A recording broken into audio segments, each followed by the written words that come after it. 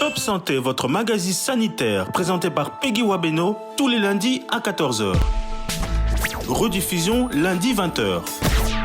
Pour tout contact, Top Santé Top Congo@gmail.com ou contactez-nous au 082 280 1500. Top Congo FM, elle a tout d'une grande.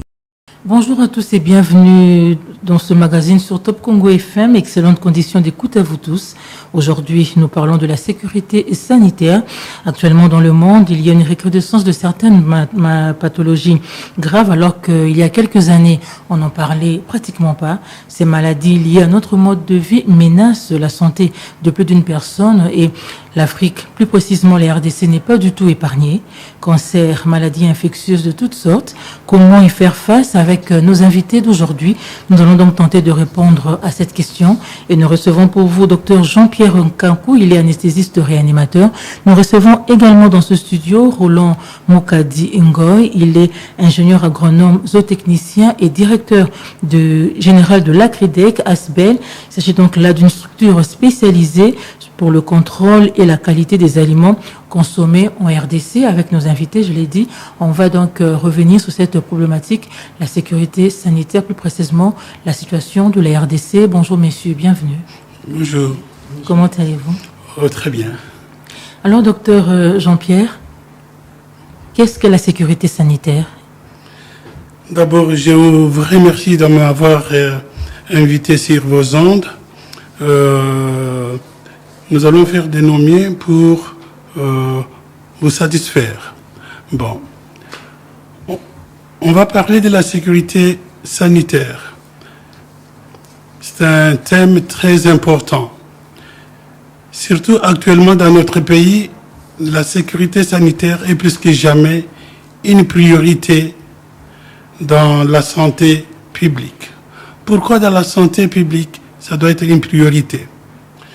Nous avons constaté, comme vous le dites humblement, qu'il y a une recrudescence de maladies graves, une recrudescence de pathologies qui, il y a 20 ans ou 25 ans, c'est à peine qu'on les entendait parler. Mais actuellement, il y a des recrudescences de ces maladies telles que les maladies cancéreuses, telles que les maladies infectieuses, dont le coût financier est vraiment énorme pour nos concitoyens. Et voilà pourquoi nous allons parler de ce thème qui est très important. Donc la sécurité sanitaire, c'est quoi? La sécurité sanitaire étudie la sécurité et l'évaluation des menaces contre la santé de la population. Mais pourquoi en parler seulement aujourd'hui? Oui, on en parle aujourd'hui. Je ne dis pas que ça n'a pas existé, mais on voit que l'incidence a horriblement augmenté, alors que nous n'avons pas de moyens financiers pour faire face, et même nous n'avons pas un arsenal thérapeutique pour faire face à ces pathologies qui apparaissent maintenant subitement, surtout les communs des mortels est incapable de se soigner aujourd'hui devant des maladies cancéreuses ou des maladies infectieuses telles que nous le voyons dans les hôpitaux actuellement, et nous sommes limités dans l'arsenal thérapeutique.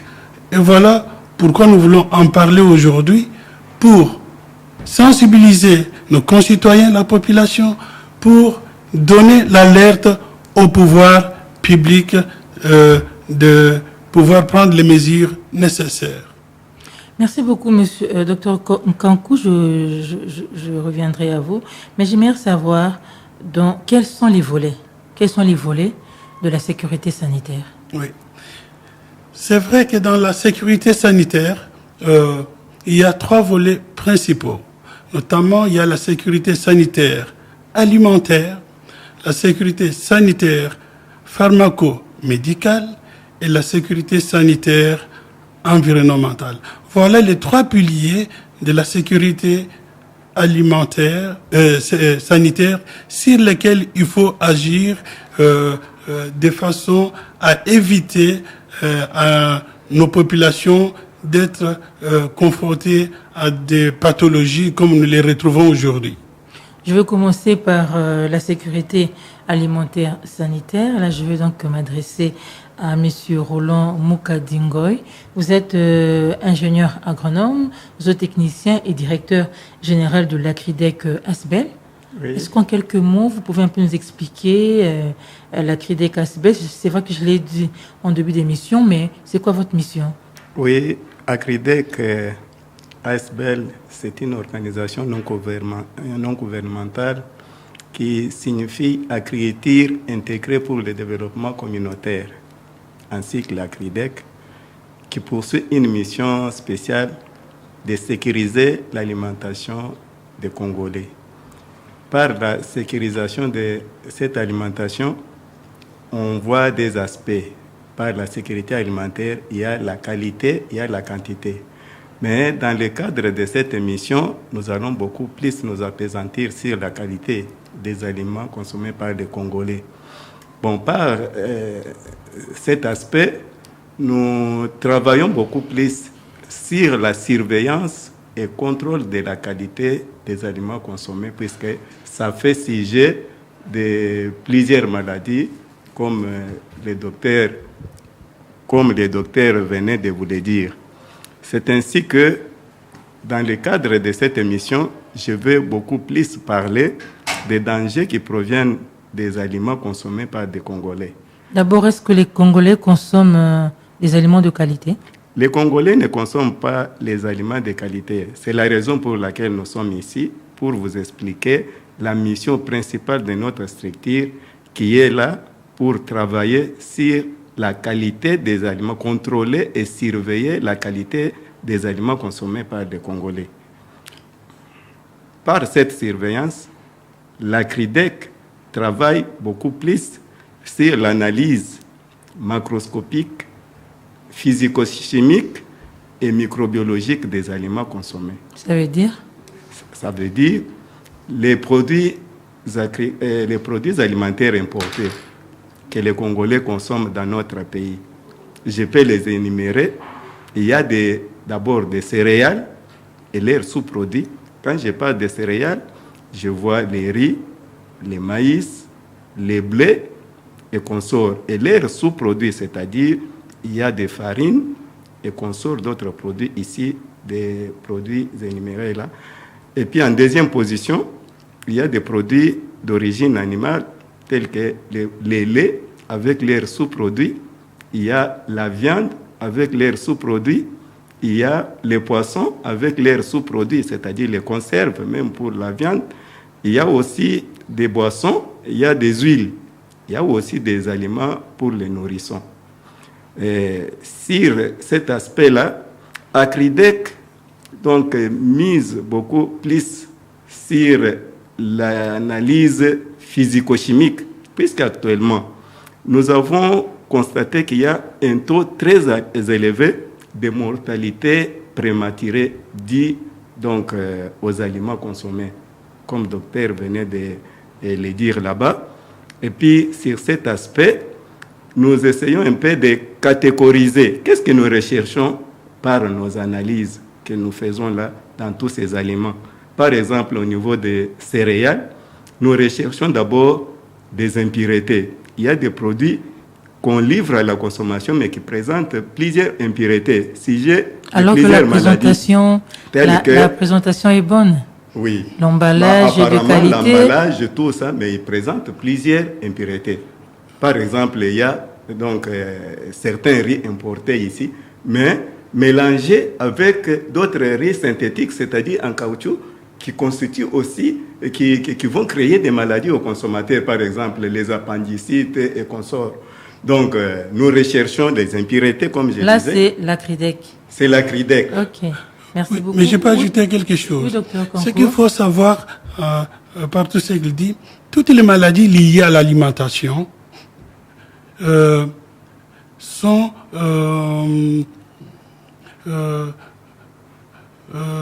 sources. Bon, toutes les maladies liées à l'alimentation proviennent nécessairement des contaminations.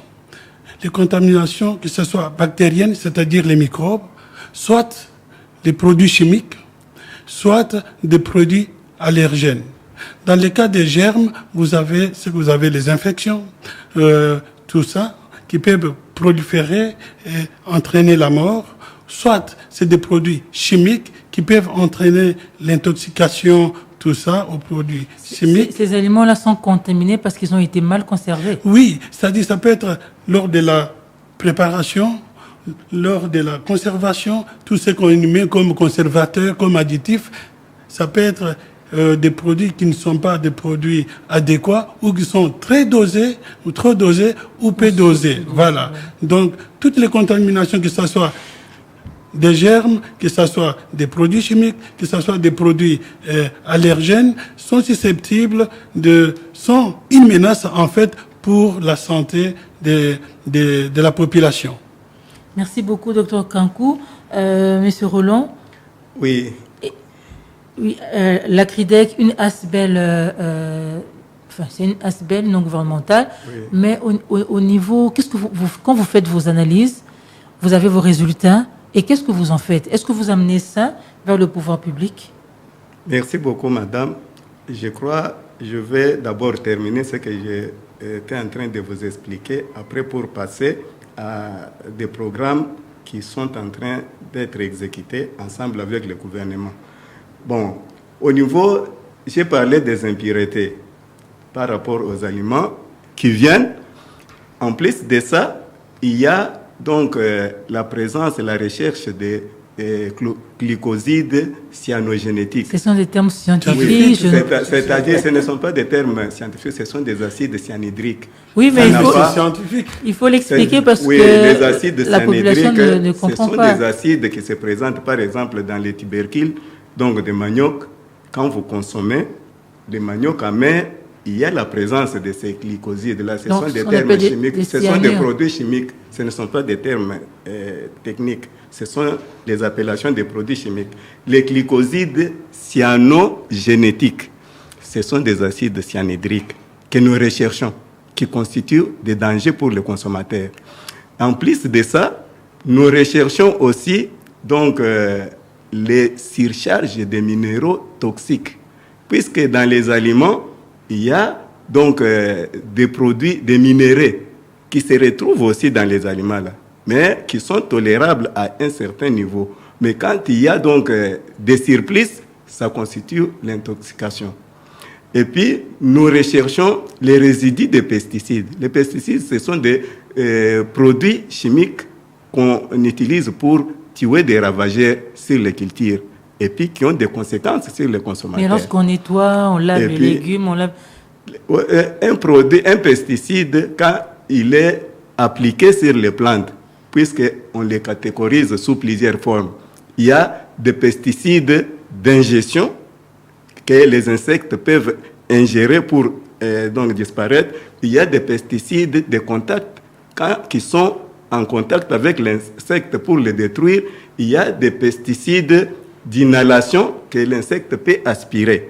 Mais dans ce groupement-là des pesticides, il y a des pesticides qui semblent être plus dangereux et pour les utilisateurs et pour les consommateurs que nous appelons les pesticides systémiques. C'est-à-dire, puisque chez les végétaux, il n'y a pas de problème d'injection comme chez les animaux ou bien chez les humains. Donc là, un produit systémique appliqué sur la plante, il traverse directement jusqu'à atteindre la sève. Et c'est ce qui se fait même si ça passe par donc, les organes de la plante comme ça, mais sur un corps humain, à l'utilisateur, ça passe directement dans le sang. Ça constitue l'intoxication. Maintenant, de tout cela, par rapport à l'importation des produits qu'on importe, il y a aussi des contaminants.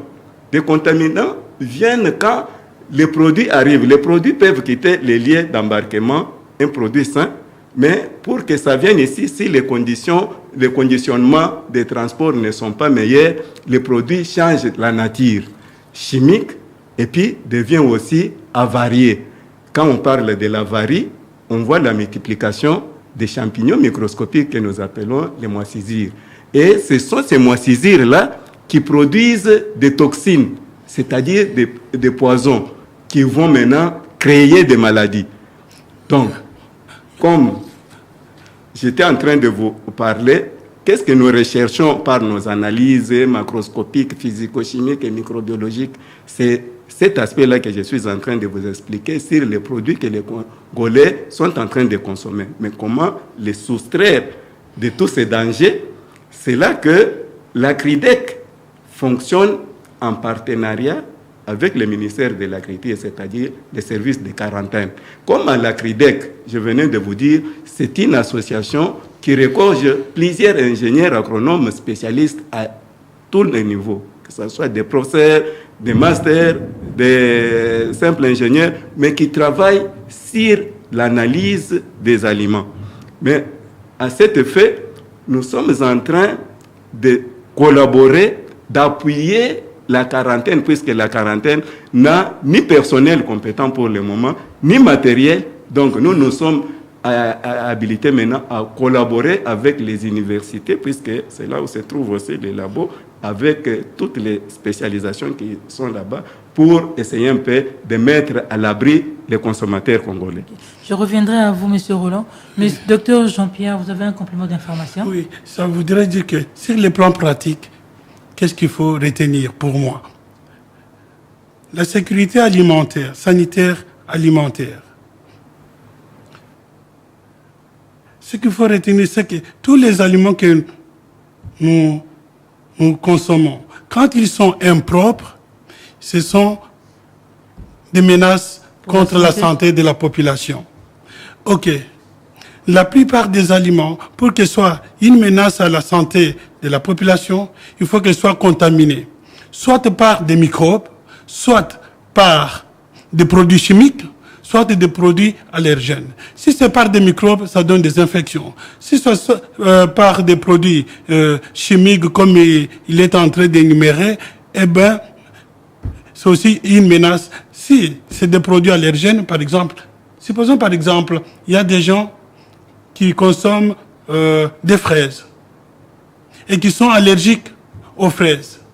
Ils développent ce qu'on appelle de l'allergie. De l'allergie, c'est une pathologie liée à une contamination d'un produit allergène qu'on a consommé.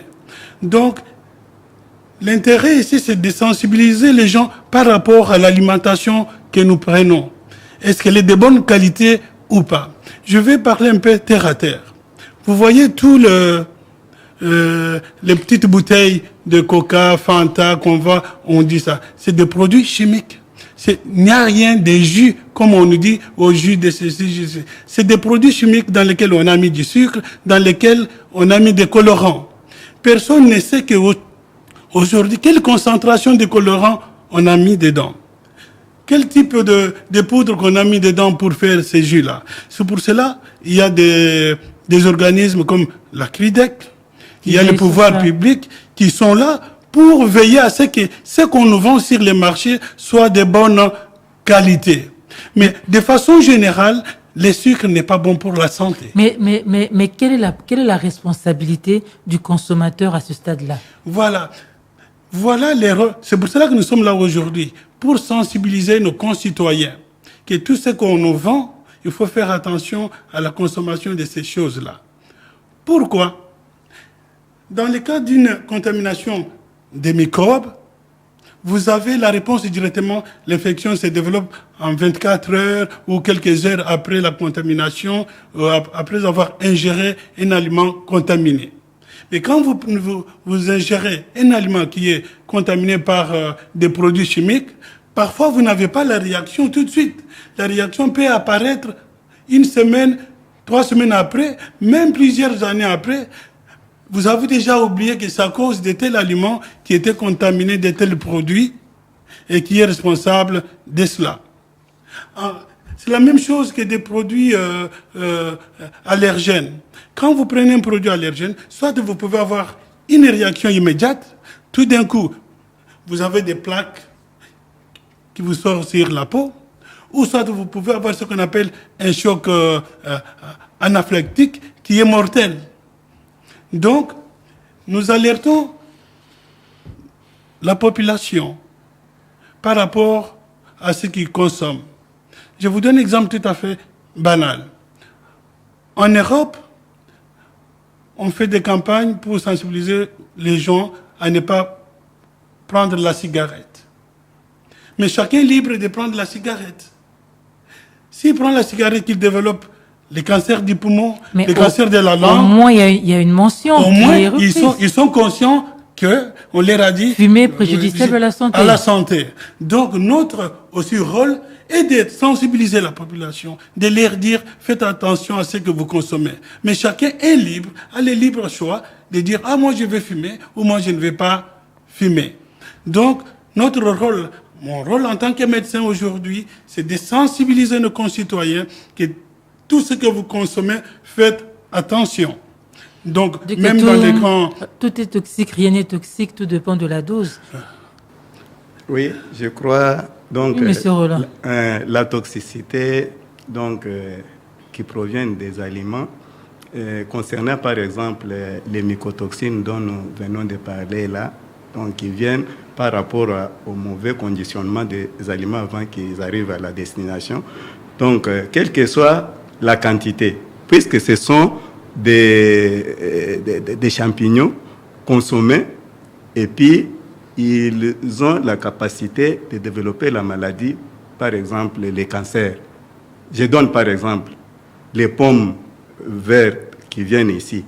Donc, qu'on vend un peu partout, qu'on vend partout ici. Au soleil. Quand c'est mal conservé là où ça vient, ça développe donc des champignons que nous appelons les Penicillium clandestecum. Le Penicillium clandestecum donne donc une toxine, c'est-à-dire une substance toxique qui s'appelle patuline. Patuline se trouve là-bas et puis ça donne directement les cancers du foie, cancer hépatique. Et là, il n'y a pas de problème de quantité et de dose, ça dépend de la susceptibilité d'un organisme à l'autre. Mais c'est très dangereux pour les consommateurs. Je donne par exemple concernant les pesticides dont nous sommes en train de parler ici. Vous avez frôlé une question que je pouvais apporter plusieurs explications là-dessus. Par exemple, quand il y a un pesticide, chaque pesticide a une durée de rémanence. Une durée de rémanence, c'est-à-dire quand un produit est appliqué sur un légume ou bien sur une plante quelconque, quel que soit, qu'il pleuve, qu'il neige, si c'est un produit qui doit disparaître dans 30 jours, qu'il pleuve, qu'il neige, après 30 jours, il doit disparaître. Si c'est un produit dont la durée de rémanence va jusqu'à 12 mois pour des cultures pérennes, qu'il pleuve, qu'il neige, le produit est toujours là pour attendre les ravageurs pour les tuer. Mais même lorsqu'on porte la nourriture à cuisson. Même à cuisson, le produit est toujours là. Je vous explique les dangers que les pesticides présentent. Les pesticides, ce sont des substances chimiques filtrables. Et puis, on a la capacité de les produire, mais on a des difficultés pour les détruire.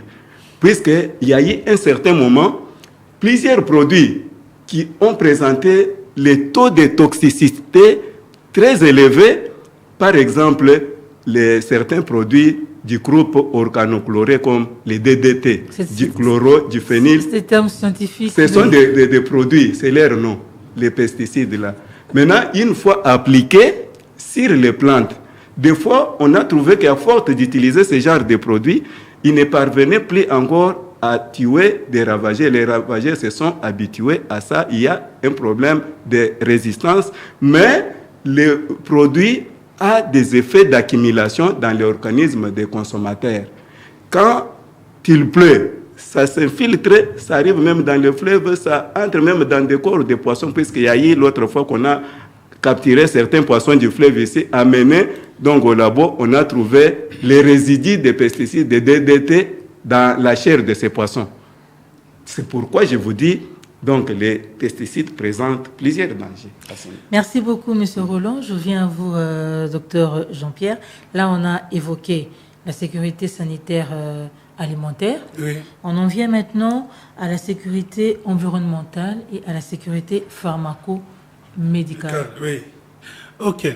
Je vais commencer par la sécurité sanitaire pharmaco-médicale. C'est simple. Actuellement, qu'est-ce que nous avons observé dans les hôpitaux? Les patients arrivent, il a une infection quelconque, dont nous diagnostiquons, nous disons, il a une pneumonie ou il y a une infection de tel ou tel organe.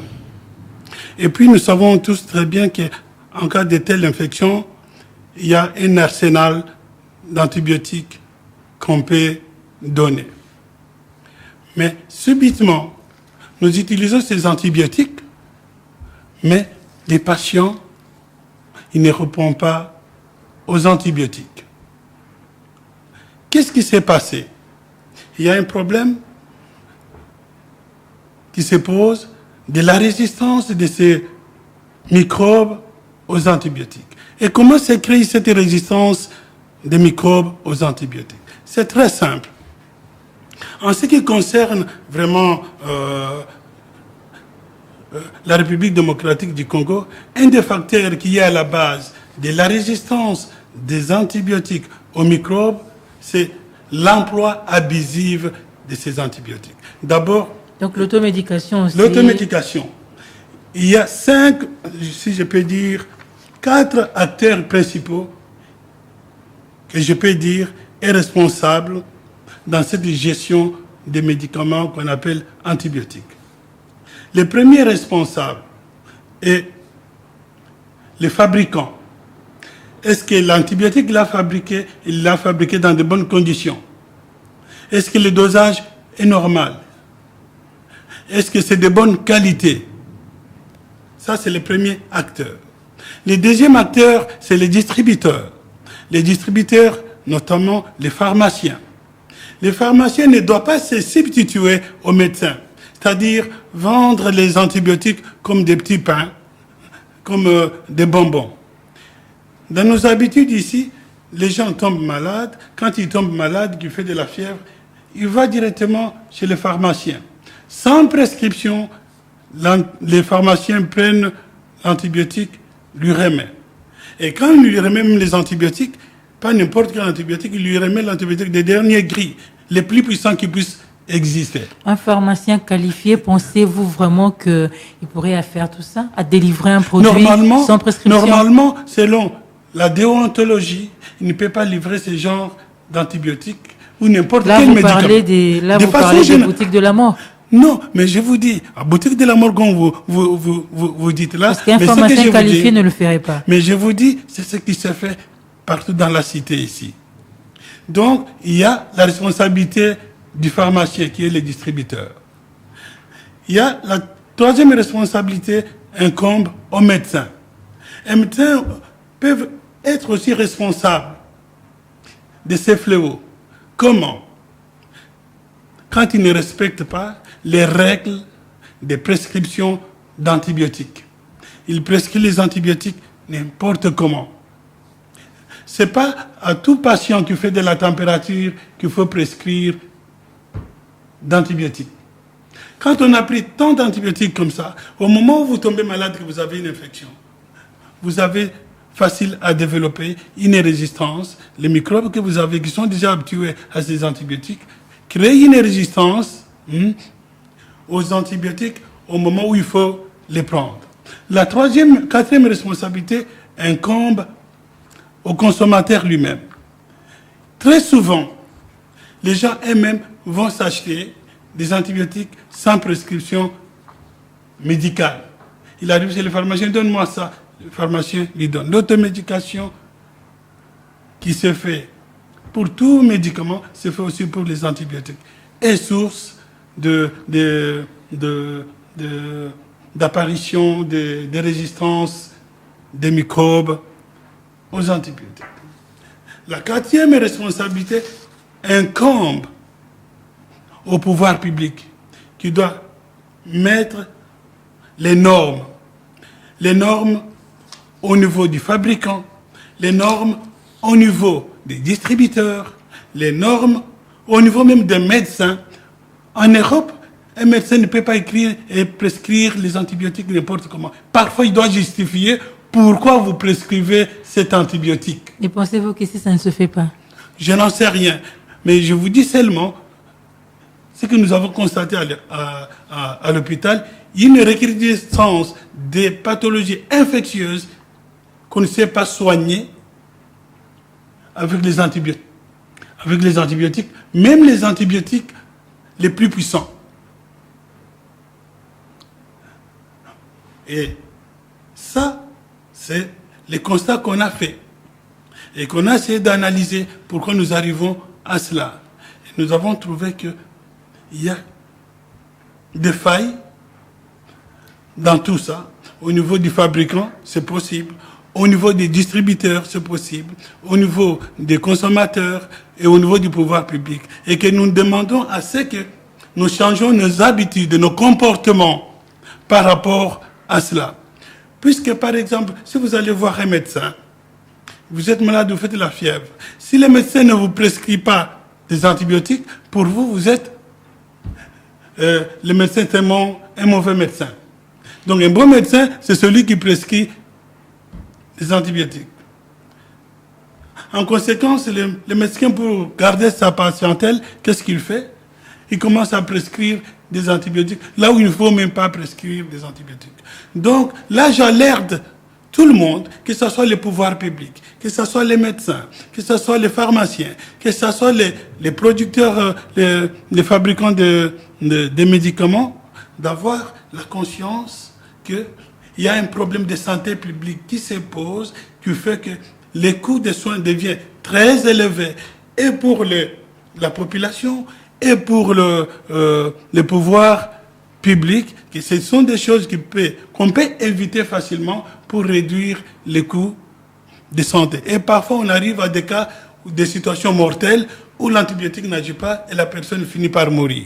Et voilà le message que je vais passer aujourd'hui. Et sur le plan environnemental? Sur le plan environnemental, je vais aller avec un exemple, c'est plus facile. Je vais vous prendre l'exemple d'une région qui est le Katanga, une région minière. Nous avons constaté, par rapport au reste de la République, dans cette province, chez les jeunes femmes, les taux de fertilité, de stérilité plutôt, a grimpé. Les taux de jeunes filles qui vous font des fausses couches a grimpé. Les taux des enfants nés avec des malformations a, je ne sais pas, grimpé. À combien, je n'en sais rien. Mais c'est une catastrophe sanitaire. Les taux de cancers, toutes sortes de cancers, certains cancers, à combien, je les ai étudiés. Vous ne savez pas, mais vous affirmez. Donc vous n'avez pas des chiffres. Attendez. Vous savez, chez nous ici, les statistiques, je ne vais pas donner les statistiques à moi-même, je ne l'ai pas fait. Mais nous qui sommes des praticiens de tous les jours, nous constatons par rapport aux années reculées passées, ça, je ne peux pas... Et c'est quoi la 10 cause? fois, 100 fois plus. Et qu'est-ce qui est à la base de tout ça? Nous passons, et ça a été documenté, je ne pense pas, ça a été documenté. Ces gens habitent dans des régions minières où il y a des minéraux qui sont radioactifs. Tout ce qui est radioactif est nuisible à la santé et peut engendrer des cancers. La plupart des cancers sont liés aux minéraux qui sont exploités là-bas, qui sont radioactifs. Vous savez que le cobalt est radioactif, l'uranium est radioactif, et d'autres produits qui sont autour de l'uranium ou du cobalt peuvent être contaminés par la radioactivité. Et voilà que tout d'un coup, avec l'autorisation d'exploitation des minéraux, d'exploitation artisanale des minéraux, eh bien, n'importe quel villageois peut aller dans la bourse et creuser l'uranium et creuser ceci. Il n'y a pas de contrôle. Il n'y a pas de contrôle. Mais qu'est-ce qu'on constate? Ces gens-là, aujourd'hui, eh bien, il y a 20 ans ou combien d'années qu'on a permis l'exploitation artisanale des minéraux. Aujourd'hui, 20 ans après, c'est une catastrophe à Lubumbashi. Et 40 ans après, qu'est-ce qui adviendrait? Pardon? 40 ans après, si rien n'est fait, qu'est-ce qui adviendrait? Le problème n'est pas là. 40 ans après, je pense que, la ville de Lubumbashi ou la région, la province de Katanga, il n'y aura pas d'habitants. Où il n'y aura que des enfants mal formés. Il n'y aura que des femmes stériles qui ne vont pas coucher. Et tout ça, nous lançons vraiment la sensibilisation à la population et nous lançons l'alerte au pouvoir public. Je vous dis quelque chose. On a fait ça pour dire que, comme ça, les villageois, les autochtones peuvent se trouver le moyen de vivre. Mais c'est faux. Puisque, je vous donne un exemple, ces enfants-là qui descendent dans les puits, chercher le cobalt, chercher l'uranium. Ils sont contaminés. Quand ils sortent là-bas, ils vous gagnent peut-être $1 000, $2 000. Les $1 000 qu'ils gagnent, 20 ans après ou 5 ans après, ils ont le cancer. Ils sont incapables de se soigner avec les $2 000 qu'ils ont gagnés là. Le coût financier de ces maladies-là coûte cher et les traitements coûtent cher. Et même nous sommes limités en termes thérapeutiques. Nous n'avons pas un arsenal thérapeutique pour faire face à ces pathologies. Donc, le mieux, c'est que le gouvernement puisse revoir sa politique d'autorisation, d'exploitation artisanale de ces minéraux-là. Là, vous évoquez seulement la province du Katanga. Oui. Et le problème sur le plan, le problème sur le plan environnemental, dans d'autres provinces, c'est lequel? Ok. Dans d'autres provinces, je me suis beaucoup documenté sur la province de Katanga. Pourquoi? Puisque c'est là où nous avons constaté une recrudescence horrible. Mais je pense que c'est pareil dans toutes les provinces où on exploite des minéraux qui sont radioactifs. C'est reconnu scientifiquement de longue date que ces médicaments-là et ces minéraux-là tuent, entraînent des cancers et des maladies compliquées. Au moment où je vous parle, dans mon hôpital, il y a des jeunes gens, des enfants qui viennent avec des cancers incroyables, mais vrais, que j'ai étudiés dans les bouquins, mais que je n'avais jamais vu de ma vie pendant 30 ans de ma carrière en tant que médecin. Et tous proviennent de la même région et du même village. Et c'est facile de conclure. Ce que je vous dis n'est pas un secret de polichinelle. Beaucoup de gens, les pouvoirs publics comme les pouvoirs publics au niveau des santé publiques, sont au courant, doivent savoir, notamment les responsables sanitaires au niveau de la province, ils doivent les savoir, les responsables politiques doivent les savoir, mais silence, radio. Là, on parle des minerais qui sont radioactifs. Oui. Mais à Kinshasa, ici, il y a des habitations tout près des antennes relais des entreprises de télécommunications. Là, il n'y a pas de risque. Là, je n'ai pas fait une documentation là sur ça, je n'oserais pas m'avancer. Mais est-il que tout ce qui est radioactif, magnétique, peuvent être source ou menace pour la santé publique? Et pour cela, avant d'installer votre antenne ici, même à l'époque, vous voyez les fils qui ont de grandes tensions pour les courants.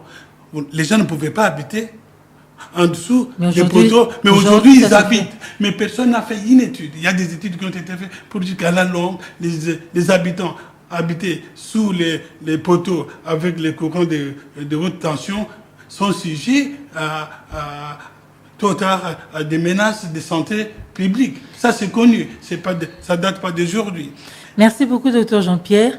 Il y a des problèmes et sur le plan alimentaire, il y a des problèmes sur le plan environnemental, oui. Il y a des problèmes sur le plan pharmacovigilance. Oui. Alors, Monsieur Roland, Monsieur Roland, aujourd'hui, comment garantir, puisqu'il y a des problèmes sur le plan alimentaire, la sécurité sanitaire alimentaire est menacée. Aujourd'hui, comment garantir la sécurité de la population sur le plan alimentaire? Qu'est-ce qu'il faut faire? D'abord, le pouvoir public, ensuite les producteurs et enfin le consommateur lui-même. Merci beaucoup, madame.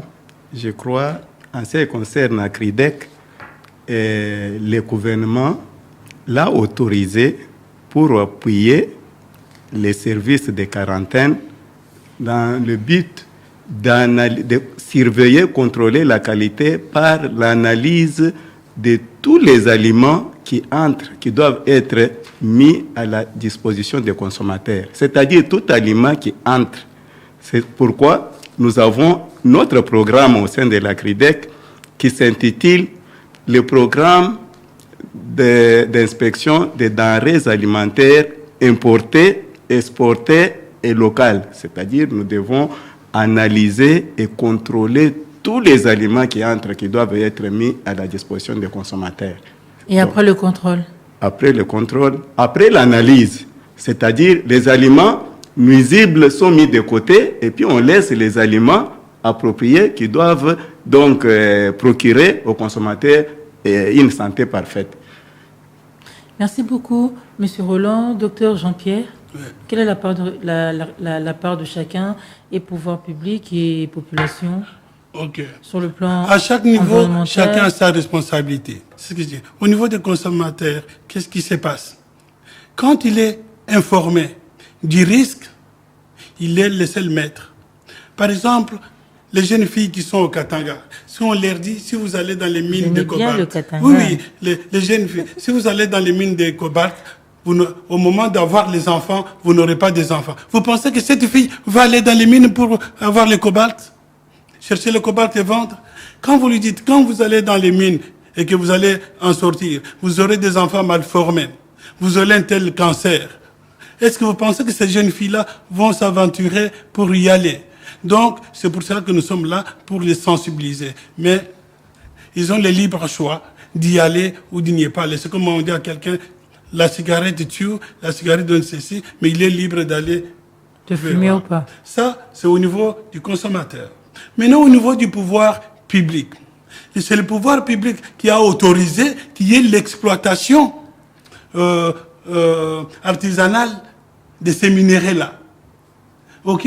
Il devrait revoir sa politique. Puisque pour exploiter ces minéraux-là, quand les sociétés, grandes sociétés multinationales l'exploitent, ils prennent certaines précautions d'usage pour que ça ne soit pas une menace pour les travailleurs. Ou bien on leur dit, OK, si vous voulez exploiter, vous devez avoir telle protection, telle protection. Ça, c'est au pouvoir public de le faire. Mais non, les gens comme nous, les acteurs de terrain, nous faisons ce que nous pouvons faire, c'est vraiment sensibiliser la population, donner l'alerte au pouvoir public de prendre sa responsabilité ou ses responsabilités. Donc, et voilà ce que je peux vous dire. Que chacun, à tout échelon, prenne sa responsabilité dans les cas. Oui, mais qu'est-ce que vous proposez? Comment mettre en place des systèmes pérennes et résistants pour la santé de la population? Mais si vous demandez mon avis propre, je dirais... En tant que médecin, oui. En tant que médecin, je peux dire, d'abord, j'ai commencé par sensibiliser. Deux, je demande au pouvoir public d'interdire l'exploitation artisanale de ces minéraux-là. Puisque nous n'avons pas les moyens ni pour les soigner ces maladies, ni pour les contrôler. Les moyens financiers et les moyens médicaux pour faire face. D'accord. Merci beaucoup, docteur Jean-Pierre. Monsieur Roland, pour terminer, la nourriture que nous mangeons n'est pas du tout saine. Alors, doit-on manger ou pas? Bon, la nourriture, oyo, ba Congolais bazo consommer, nyonso eza kaka mabete, nyonso eza malamu te. Mais oyo tozo senga, il faut babiloko nyonso oyo ezokota na mboka, surtout oyo ezouta libanda, ezoleka na contrôle ya qualité. Nde mosala oyo structure na biso Acridec aza na kati ya kosala en partenariat na ministère ya agriculture. Puisque est-ce que vous travaillez na OCC? OCC azalaki na domaine wana, c'est depuis 2005 nde badepuyaka ye mission wana compte tenu ya badezoza na ye, nde bakreya service oyo bazobenga quarantaine animale et végétale SCAV. Maintenant, le code SCAV azana makoki nyonso te na ba spécialiste te nde bayeko pese biso ba signer arrêté pour to appuyer SCAV wana na mosala ya ko surveiller na ko contrôler biloko nyonso e ba congolais bazodi. Parce que ba congolais singena na bango balia ndenge nini ba biloko ndeti yolobi ke na bato basaka bilanga. Ba produit basale la kawana eza mabe, bon fait mabe te mais eza adapté pour na bilanga, mais eko ko la nocif pour na mutu. Ba produit musu eza na délai nango. Ce qui délai nango na facilité ata osukoli ata olambi eza kaka. Ce que ba olia ndenge. C'est-à-dire ba l'équipe nyonso oyo bato bazolia na Kinshasa wa ezo présenter ba danger puisque au moins na ba mama oyo bazo sala maraîchage. Tango bazo sala, supposons par exemple ndenge ba lona ka bitekuteko. Ndenge basala kabite kutekwana soki baloni tellement que ba insecte moko eyaka kolia makasa ya bite kutekwana mais bango na souci oyo ya ko détruire banyama wana bango bayebi ba kisite bayebi ba kombo na ngote puisque na mboka na biso ba réglementa donc vente ya ba produit oyo ya ko bomba banyama te, c'est-à-dire muntu nyonso kokoya na ndenge na ye bandi koteka. Or na kati ya ba produit wana ezana ba produit oyo ezalaka basali yango poko détruire poko utiliser yango pona ba culture soit ya 30 jours, mais ezana ba produit mosusu ebomaka banyama me basali yango poko utiliser yango na ba plante oyo il faut ko produire après 2 ans. 24 mois. Or soki basi batie kisi wana na ba produit oyo ya 30 jours wana puisque ba mama wana ba yebi biloko wana te mosala na yeye asomba mwana banyama ba disparaître mais ayebi donc danger oyo eza na produit wana peut-être produit oyo bako utiliser na ba plante oyo ezo sala bambule ebele ata ba 24 mois sikoyo tango ayeko tia yango na bitekoteko oyo il faut esala 30 jours alongola c'est-à-dire ako récolter na produit wana nde baka ebele oyo ba congolais bazana katoko lie pe légumes mosusu boyo bitekoteko eza makasi ku eza te tout ça donc c'est-à-dire produit eza wana c'est pourquoi nyonso wana ezo réduire espérance de vie des congolais donc congolais na mikolo yo espérance de vie est commis ko surnager de 40 à 70 ans donc c'est-à-dire espérance de vie ezo diminuer makasi et ça kaka ba produit wana te ata oyo bazo sala pembeni ya nzela wana omoni na fumer ya mituka donc ba fumer wana ezana oyo tozo benga ba minéraux surcharge de minéraux toxiques tozolo baba plomb tozolo baba mercure tozolo baba molybdène nyonso ezana kati ya mabele mais tango ezo okoko lone biloko mosusu esika donc molybdène ou bien cadmium eza élevé c'est-à-dire donc dose ya minéraux wana eza na kati ya légumes wana tango kolamba sikoyo esengeli kolamba ndenge nini esengeli kolia nini c'est-à-dire nde mosala oyo ya koappuyer na contrôle na surveillance ya biloko oyo ba congolais bazolia puisque nyonso wana ezoleka na test supposons par exemple lelo oyo biloko mosusu na uti ko yebisa yo makambo ya bakapa ekoko longo na pays de production elongo wana na conservation ya mabe puisque chaque produit azana température oyo ya conservation po ekomawa balia yango ekoko koma na nzela température ekomi élevé c'est-à-dire produit et baby ekomi awa déjà ya kopola mais puisque bato ba importaka baza ba commerçant bango ba kipaka santé ya ba consommateur te me bango ba monaka intérêt na bango ezambongo bako boye kolekisa te bako imposer awa tellement que système de contrôle na biso na mboka eza faible c'est-à-dire donc bako lekisa ngo nde ba congolais bazoli biloko nyonso bazoli biloko toujours na maladie wana tulobeli bilanga mais tu kepe côté ba supermarché est-ce que nyonso bateka na ba rayon wana surtout ba itengi ba charcuterie ba misuni est-ce que nyonso wana eza sain nyonso wana eza sainte biso batam moke oyo tozalaki na baéroport puisque biloko nyonso oyo eyaka na nini ba supermarché eyaka par avion biloko wana eyaka donc bato wana balingaka bapesaka mbongo par corruption na ba service oyo ezosala wana et puis bacontrôlaka yango te elekaka directement na ba chambre froide na bango et puis bakei kobimisa qualité ya biloko wana eyebani te bango nde bazoyebisa bato na biso wana biloko na biso eza bien bozo mbongo na bino et puis bango ba certifier biloko oyo bango ba analyser nde mission ya biso ya CRIDEC toye wana comme contrepoids puisque soki biloko ezoya biso tozozwa ba échantillon tozo analyser na miso na bango c'est pourquoi totie ba siège na biso na ba université puisque nde esika ba professeur batu nyonso bazawana oyo akotia tembe na analyse wana ayena muntu na ye asali contre expertise ya ba résultat oyo biso tosali nde mosalo oyo tozo bunda tant soit peu pour tomeka quand même ko réduire taux ya mortalité oyo eza très élevé na consommation ya biloko ya mabe par exemple depuis 2020 nazana statistique tozalaki na 20 473 cas ya cancer du col de l'utérus donc en mélange na cancer des seins lelo na statistique oyo ya 2022 selon cabinet ya docteur Targé sikoyo bayeko trouver nous sommes à 22 840 cas ya cancer or ba cancer wana maladie wana ezalaki maladie pour les Africains ce sont des maladies pour les Européens mais eza déporté na consommation ya biloko ya mabe oyo ezouta epa na bango nazopesa yo exemple lelo oyo kokuta mais bango moko lelo oyo ba encourage ka il faut manger bio kokuta bango en Europe balobi il faut bali ya bio sikoyo mais awa epa na biso bazoleisa biso biloko ya mabe biso moko toza ba responsable nazo expliquer nazo l'expliquer likambo moko okokuta ba mama mosusu azoloba ngai naliaka soso ya mboka te alingi kolakisa ke oyo baliaka basoso ye aza civilisé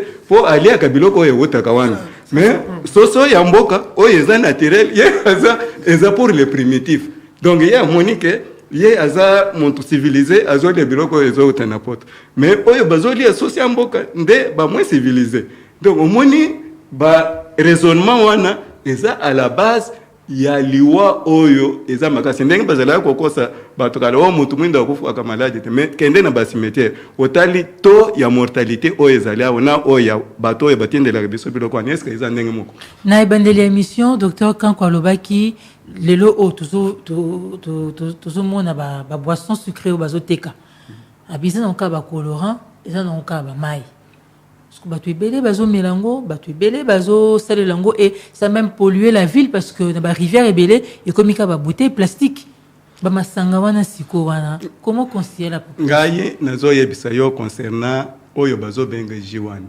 ngai donc tango tozo banda mosala na biso toko analyser biloko wana biloko wana yaki kala sous forme ya ba poudre mutu ye moko azalaki kokende azokende kobalula ye mo baye ko comprendre que ba congolais baza ba naïf toko ko créer pe une chaîne de production et une société munene ba komi ko distribuer pe ndenge moko lokola ba Bralima ba Bra Congo et puis na kati ya biloko wana est-ce que JSL en poudre on a pris des substances chimiques avec colorant ba tiena sucre nde oyo bazo medisa ba congolais soki biso tozana pouvoir puisque c'est l'interpellation aussi ya gouvernement na biso baninga na biso soki ba yepoko aider biso bakoko sala ba verger ya ba culture ya ba arbre fruitier pour produire jus naturel jus d'orange jus d'ananas nous avons des fruits partout ici on peut faire des grandes plantations mais est-ce que nous les Congolais toko comme les biloko wana oyo bango ba indo-pakistanais oyo bazoteka mais bazoteka yango et puis bazobenga jus est-ce que jus ezala forme wana mais docteur Kankolobaki qui fumait préjudiciable à la santé yo moko soko meli etali yo peut soko melite au préserver santé na yo ba congolais est-ce que ba congolais ba éviter que ba mélange wana nyoso wana eza mabe pour la santé ba congolais ba éviter ba congolais pour na bango ba moni quelque chose d'orange sous forme ya orange donc eza na sucre na kati donc ye azo son bazo mel ye ayebi composition chimique na ba danger oyo eza sima ya biloko wana te. Je vous dis merci, Monsieur Roland Moukadingoy, ingénieur agronome, zootechnicien. Merci d'être venu, Docteur Jean-Pierre Kankou, anesthésiste réanimateur. Merci d'avoir répondu à notre invitation. C'est nous qui vous remercions de l'opportunité que vous nous avez donnée pour notre population. Ok, c'est la fin de cette émission, fidèles auditeurs de Top Congo FM, chers amis internautes. Aujourd'hui, nous sommes donc revenus sur la sécurité sanitaire qui comporte 3 volets. Il y a le volet alimentaire, il y a le volet pharmaco-médical, mais aussi il y a le volet environnemental, pouvoir public, population, chacun a sa part de responsabilité pour avoir une santé saine. C'est par ici que nous bouclons. Je dis merci à Grace Lema qui a assuré la partie audio de cette émission. Merci également à Patrick Mongongo qui a assuré la partie vidéo du numéro de ce jour. On se retrouve pour la semaine prochaine pour un nouveau numéro. Vos suggestions, vos remarques vous intéressent, écrivez-nous à nos adresses habituelles. On se retrouve la semaine prochaine, Inch'Allah. Maman, viens voir. Qu'as-tu, mon enfant? Je souffre et j'ai très mal. T'as mal où c'est? Ici, sur le côté. Top Santé, votre magazine sanitaire, présenté par Peggy Wabeno, tous les lundis à 14h. Rediffusion lundi 20h. Pour tout contact, Top Santé Top Congo@gmail.com ou contactez-nous au 082 280 1500. Top Congo FM, elle a tout d'une grande.